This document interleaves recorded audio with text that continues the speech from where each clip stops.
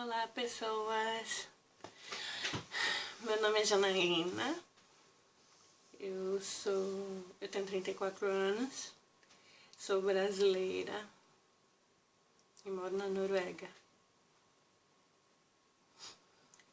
Tô fazendo uns vídeos no YouTube para falar sobre a minha experiência em diferentes assuntos, em coisas que eu aprendi ao longo da minha vida. Eu acho que é uma coisa boa essa plataforma do YouTube, que a gente pode falar o que pensa e se reunir com pessoas que pensam da mesma forma. Mas eu tava fazendo uns vídeos em inglês. Aqui na Noruega eu uso o idioma inglês e norueguês. E às vezes eu sinto que eu tenho mais, com o tempo eu vou sem usar o português. Eu fico um pouco confusa nas minhas conversas quando eu falo em português. Então já peço desculpas antecipadamente se alguma coisa ficar confusa, mas eu sempre falo assim mesmo. Eu misturo vários assuntos quando eu começo a falar de uma coisa, mas esse vídeo é para falar sobre a minha experiência no Brasil. Mas em primeiro lugar eu gostaria de esclarecer que eu sou uma pessoa, ou pelo menos isso é o que dizem pra mim. Isso é o que a opinião das pessoas sobre mim. Geralmente, eu sou uma pessoa bem positiva, bem alegre, bem sorridente. Eu não gosto de mostrar para as pessoas que eu tô triste, que eu tô passando uma situação difícil. Mesmo que eu tenha passado por várias situações difíceis, eu sempre tive essa coisa de achar que as pessoas não têm nada a ver com isso. E até certo ponto, as pessoas não têm realmente nada a ver com o que você está passando pessoalmente na sua vida. Mas tem coisas que eu estou aprendendo sobre mim e também pela forma que eu fui criada por pais que não me deram amor e carinho e narcisistas que eles tentaram sufocar qualquer tentativa que eu tinha de falar alguma coisa sobre o que eu estava realmente sentindo, quem sou eu, que eu não concordo, o que eu não concordo, o que é minha opinião ou não. E com o passar do tempo e as redes sociais, e a gente sabe que nas redes sociais a gente se abre muito, e até tive discussões com pessoas em posts de Facebook e eu vi que eu tenho uma opinião bem forte. Eu sou uma pessoa opinionada. Minha filha fala que eu não sou esse docinho de pessoa que eu penso. E isso me dá uma alegria tão grande dentro de mim. Eu fico tão feliz em saber que eu não sou esse docinho. Eu nunca tive a intenção de ser um doce de pessoa. É só um mecanismo de defesa. Então, ontem foi um dia maravilhoso, um marco na minha vida. Até 10 anos de casamento, eu completei 10 anos de casamento com meu marido islandês. E todo mundo que é casado sabe e quem não é casado, que casamento não é fácil, não teve só coisas boas no nosso casamento, teve muitos altos e baixos, mas de qualquer forma, hoje em dia, estar casado por 10 anos é um marco. Recentemente também eu estive de volta no Brasil e eu pude ver de onde eu vim e quanto que eu conquistei em 10 anos. Minha família conquistou em 10 anos. Na verdade, isso é uma coisa que eu sempre queria sair da situação que eu estava, uma situação difícil. Foi devido ao casamento também. O meu casamento me deu muitas oportunidades, a oportunidade de mudar para outro país, o melhor país do mundo. É uma coisa gigante, tem muita gente que queria ter a oportunidade. Não desmerecendo o Brasil é um país lindo, maravilhoso e você não precisa sair do Brasil para mudar sua realidade. Mas no meu caso, era a melhor coisa que poderia ter acontecido. Então, mas tem um porém. Sempre tem um porém. Quando eu estava no Brasil, aconteceram muitas coisas. Eu tive, como eu já disse, uns pais que não me davam amor, que não me davam carinho. Eu cresci num ambiente que não era bom pra mim, que eu apanhava, eu ia pra escola com marcas de roxas, que eu apanhava por muitos motivos, muitas vezes eu não entendia. E meu pai era adepto disso, de violência para educar. Não era bem cuidado, não era bem educada, fui criada dessa forma, não tinha muito apoio. E, inclusive eu ia bem na escola, era uma aluna boa, e meu pai dizia sempre que ia me punir me tirando da escola. E ele poderia fazer isso, se ele quisesse. Não é legal, mas ele poderia fazer. Ou pelo menos era isso que ele me deixava pensar. Porque realmente ninguém fazia nada, todo mundo via a forma que ele me tratava, me humilhava em público. Eu tenho lembranças que não são boas dessa época. Na escola, uma das escolas que eu tive quando eu era criança, eu fui... A filha de uma professora me furou na mão, eu tenho uma lembrança disso. Me furou na mão com um lápis afiado e eu fui reclamar e ela disse, o que é que eu fiz? Só tinha uma criança das duas machucadas, mas a filha dela não podia ter feito nada. Então é isso, eu cresci, não adiantava reclamar de nada, não adiantava ir para a autoridade reclamar, não adiantava, era só, as pessoas viam aquilo e ninguém fazia nada. Todo mundo sabia, meus amigos, a mãe dos meus amigos, os meus professores sabiam da forma que eu era tratada e nada era feito.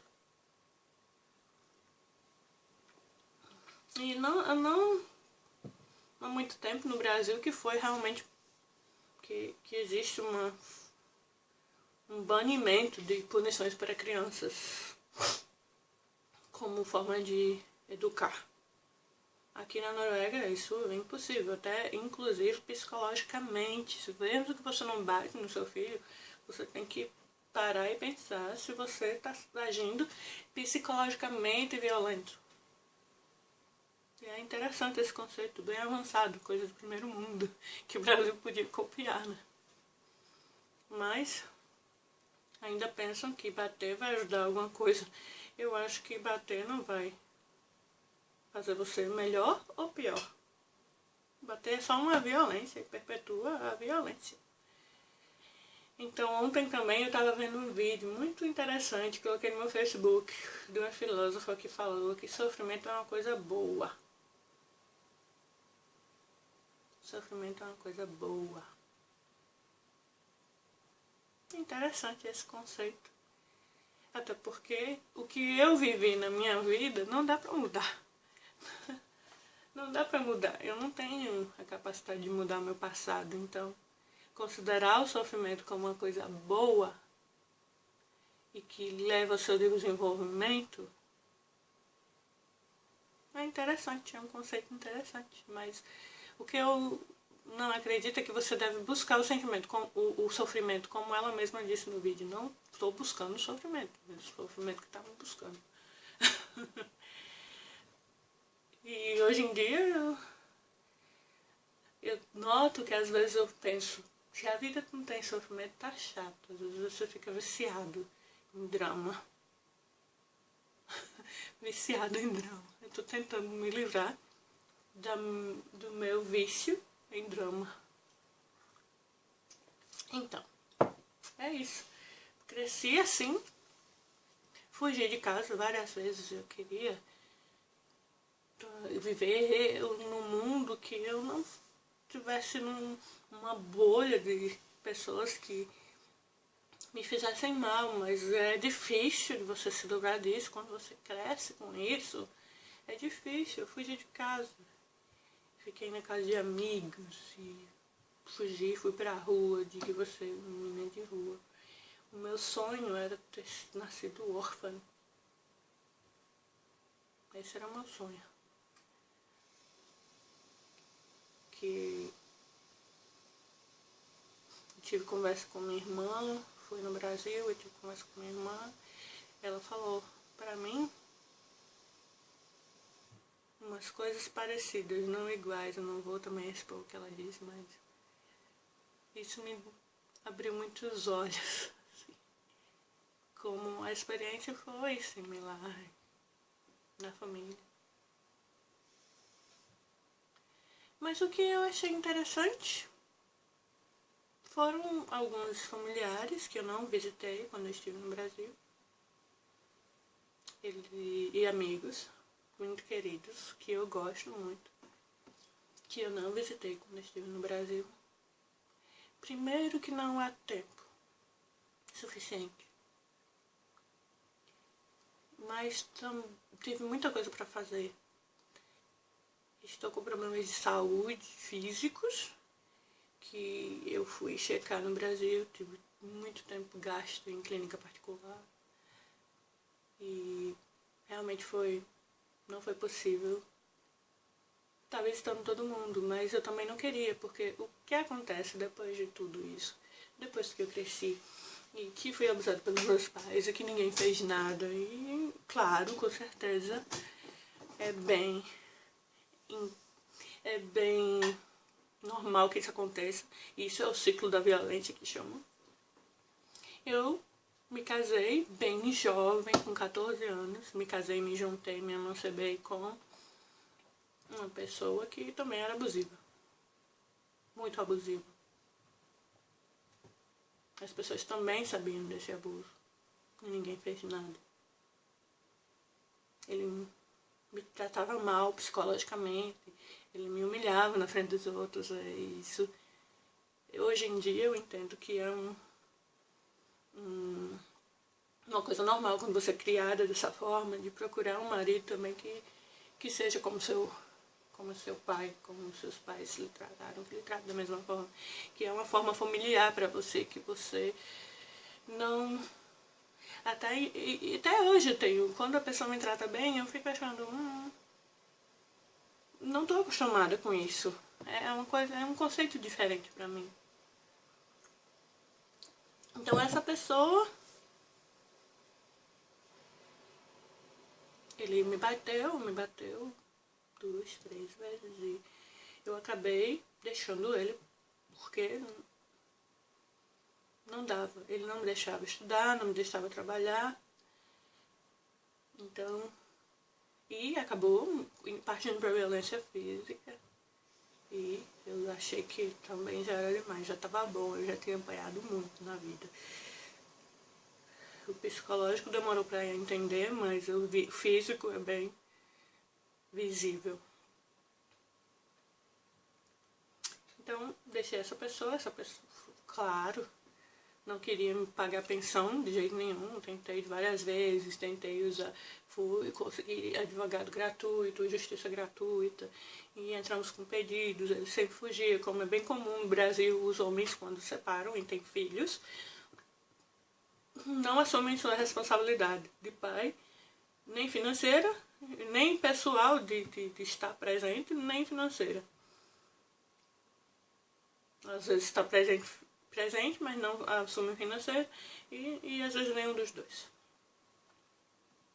Então foi uma luta, era muito difícil você ter que trabalhar, criar filhos, arrumar quem cuide quando você está trabalhando, se desenvolver, ir para a escola, tentei voltar para a escola várias vezes e conciliar tudo isso com 3 filhos. Eu tinha 3 filhos, estava grávida quando... Eu tinha 2 filhos e estava grávida quando separei.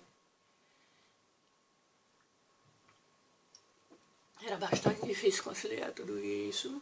De alguma forma eu consegui, sem ajuda nenhuma, sem sair nenhuma decisão de receber pensão. E consegui viver a minha vida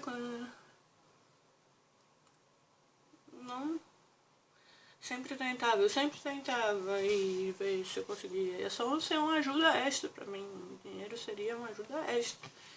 Mas eu não podia esperar por isso, que eu ia morrer de fome se eu fosse esperar por isso. Então, fui ver minha vida, né? Procurar minha vida. E as pessoas viam toda essa situação. Ninguém podia me ajudar, eu não estava cobrando ninguém me ajudar, mas teve pessoas que me ajudaram de formas mais efetivas, cuidando dos meus filhos para mim. Minha família não me ajudou nisso. Tinha gente que olhava meus filhos, teve senhoras que são como mães para mim. E estavam lá, e gente que estava lá do meu lado e viu essa situação, viu o que eu passava. E então, não foi uma coisa que eu estava vivendo isso escondida, mas também não era uma coisa que eu via chorando, que estava passando mal, mas tinha horas que à noite eu chorava, eu era deprimida, eu era triste, mas não era problema de ninguém, eu achava que era só o meu problema. Eu que procurei, eu que fui, eu que queria, eu que quis ter os filhos, eu que... E de certa forma isso é verdade, mas existem coisas que passam dos limites. Então, recentemente, a minha filha me contou que foi abusada sexualmente pelo pai. E isso, assim, por mais que uma mãe queira se mostrar forte e queira ser um suporte, mas isso abala qualquer um. Então eu me lembrei da época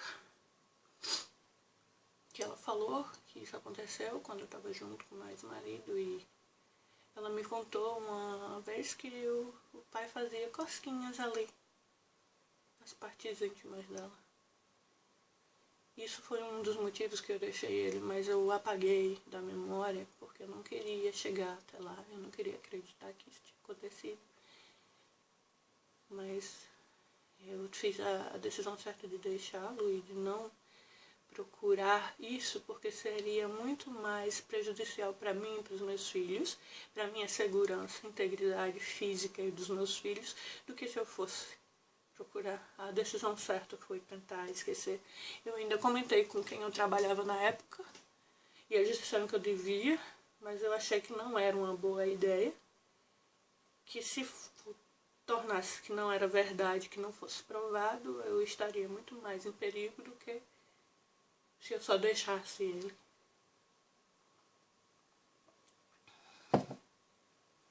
Mas minha filha não quer, não está preparada ainda para procurar a justiça, porque ela pode colocar essa pessoa na cadeia, se ela quiser. Ela vai ter todo o suporte no dia que ela estiver preparada, de mim. E isso não é o problema.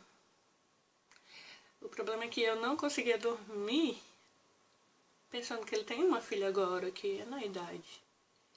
E ele podia estar fazendo a mesma coisa, e com outras crianças ao redor, no nosso círculo de amigos. Então eu abri minha bocona, coloquei mensagem para todo mundo que conhecia, e pondo em risco a minha integridade, porque eu não tenho como provar. Realmente, se minha filha não quiser falar nunca, eu nunca vou obrigar ela a ir falar. Eu não tenho como provar. Mas eu não acho justo que uma pessoa como essa fique solta. E eu acho muito importante que as mães que tenham filhos ao redor dessa pessoa fiquem preparadas e de olho, com o olho bem aberto, perto dessa pessoa. Então, colocando em risco a minha integridade, inclusive correndo risco de ir pra cadeia eu mesmo, que eu não duvido nada, ia ser muito hilário que eu fosse pra cadeia por causa disso, mesmo tendo passado por todas essas coisas na minha vida. Meu pai nunca foi pra cadeia, ele nunca foi pra cadeia, e eu terminar na cadeia. Seria realmente uma história bem como uma comédia muito interessante. Eu disse pra todo mundo, coloquei no Facebook, eu coloquei mensagens pessoais para todas as pessoas, nossos amigos em comum, pra mulher atual dele. Eu avisei pra todo mundo, colocando em risco a minha integridade. Eu tenho consciência da gravidade do que eu falei, mas tenho consciência que vale muito mais que eu me sacrifique nesse sentido do que mais uma criança ser abusada por esta pessoa sem consequência nenhuma e sem que ela possa se defender. A mãe ou quem estiver ao lado possa defender essa criança. Então eu acho assim, não que eu estou na marcha, eu estou aqui na Noruega, eu estou bem longe, mas não achei que eu podia ficar sem fazer nada. Foi isso que eu fiz, falei pra todo mundo, contei. Mandei mensagem pra todo mundo, quem respondeu as mensagens eu expliquei mais detalhes e também foi isso, tudo isso que eu fiz. Tudo isso que eu fiz. Só que eu precisei ir ao Brasil. Então, o que eu pensei? Ele foi abusivo, ele foi violento, ele quase me matou um par de vezes. Então, o que eu não posso fazer? Eu não posso avisar para todos os meus amigos, aqueles amigos que têm bem intencionados, que me ajudaram na época que eu precisei. Mas uma cidade que não é tão grande, as pessoas falam no Brasil, eles não têm consciência, eles acham que tem uma certa inocência às vezes de achar, eu tenho muitos inimigos, então essas pessoas bem intencionadas vão conversar, Janaína vem, vão fazer festa, vão querer que eu visite, mas ninguém vai poder me salvar se o meu ex-marido vir lá e querer me matar. Querer me prender. Entendeu? Me atingir. Então, eu achei melhor não dizer pra ninguém que eu tava indo pro Brasil. Porque eu tenho amor à minha vida. Não é brincadeira. O Brasil é violento. E ninguém vai fazer nada, vai ser muito triste. Eu sei que sinceramente, eu sei que as pessoas vão ficar tristes se algo acontecer comigo. Eu não sou uma pessoa má. Se eu analisar minha vida toda, eu ajudei muita gente, as pessoas me ajudaram. Eu sofri muito, eu sou mãe, eu sou mulher, meu marido vai sofrer, meus filhos vão sofrer. Mas eu prefiro que eles tenham raiva de mim e eu comigo viva. Comigo aqui. Eu ainda tenho muita coisa pra fazer na minha vida, eu tenho muita coisa pra sonhar, pra viver. Entendeu? Eu consegui muita coisa. Em 10 anos, eu consegui muita coisa, eu tenho muito pra aprender ainda e tenho muito pra conseguir. Eu não vou arriscar a minha vida pra demonstrar que eu tenho amor a esses meus queridos amigos brasileiros. Então, eu entendo, cada um tem suas limitações e as pessoas não falaram, não fizeram nada na época com as coisas que aconteceram comigo por causa dessas limitações. Então, eu espero que com esse vídeo, com o que eu expliquei, eles entendam também as minhas limitações. Eu não sou uma pessoa rica, eu não sou uma poderosa, eu não posso chegar lá matando com escolta policial. Eu não sou o Paulo Maluf, gente. Não sou o Lula. Não tô protegida. Tive que lutar muito pra estar numa posição agora que eu posso aqui respirar e viver minha vida com relativa segurança. Então é isso. Não, esse vídeo não é um vídeo pra ser triste, pra ficar triste. É um vídeo celebrando os meus as minhas vitórias, mas quando você chega à vitória, tem a trajetória que te levou até lá, e essa é a minha. Estou muito satisfeita. E obrigado a todo mundo que me ajudou, que esteve do meu lado, que me deu apoio, o apoio que eles tinham condições de dar.